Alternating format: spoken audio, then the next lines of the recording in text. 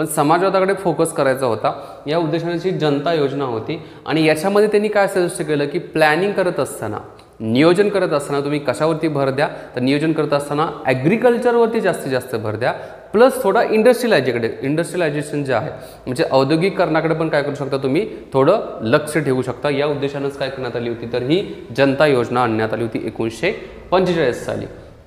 त्याच्यानंतर 7वी योजना जी होती जुनी सर्वोदय योजना।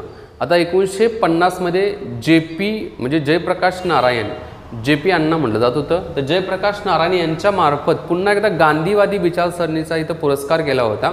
आणि गांधीवादी योजनेचा पुरस्कार करून त्यांनी पण हे सजेस्ट केलं होतं, सुचवलं होतं की तुम्ही काय करा की कृषी, जमीन सुधारणा आणि आर्थिक विकेंद्रीकरण याच्यावरती भर द्या आणि त्याच्यामार्फत काय करा, तर ही जी सर्वोदय योजना जी आहे ती सर्वोदय योजनाचा अवलंब करा, लागू करा असं त्यांनी सुचवलेलं होतं। अशा प्रकारच्या जे